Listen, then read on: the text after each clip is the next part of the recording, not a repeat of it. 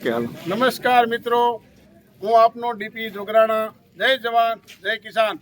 દુઃખ સાથે આપને જણાવવાનું કે સુરેન્દ્રનગર જિલ્લામાં ચોટીલા તાલુકો, સાયલા તાલુકો, લીંબડી તાલુકો, સુડા તાલુકો અને હજી લખતરના સમાચાર આખા જિલ્લાની અંદર આવું જ્યારે બેફામ ડુપ્લિકેટ ખાતર વેચાતું હોય ત્યારે આ તંત્ર ઘોર નિંદ્રામાં સૂતું હોય એવું લાગે છે. એના પેટનું પાણી હલતું નથી. અમે દરેક તાલુકાની અંદર આવેદનપત્ર આપી રહ્યા છીએ અને બાકી છે એને આપવાના છીએ.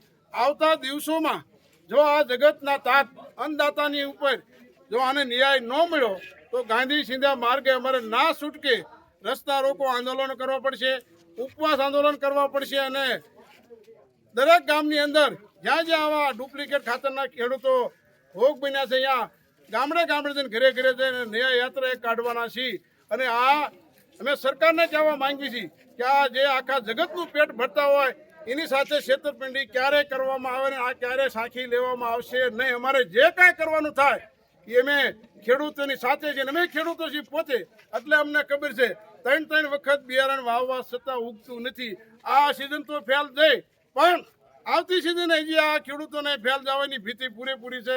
પણ એક તો પીડા માથે પાટું છે, કોઈ જવાબ દેતું નથી. તમે જુઓ આ બધા અધિકારીઓ આ શું કરે છે, કૃષિ મંત્રી શું કરે છે, કૃષિ અધિકારી શું કરે છે, બધા પગાર લેશે એસી રૂમમાં બેસી અને કોઈને હજી ખબર નથી કે આ ખેડૂતો શા માટે હેરાન થાય છે. અને આ તો એક દુઃખની વાત બીજી એ છે કે આ તો ખાતર ડુપ્લિકેટ આવ્યું અને કપાસ અને જુવાર બાજુ જે કાંઈ બળવા લાગ્યું છે બકાલું.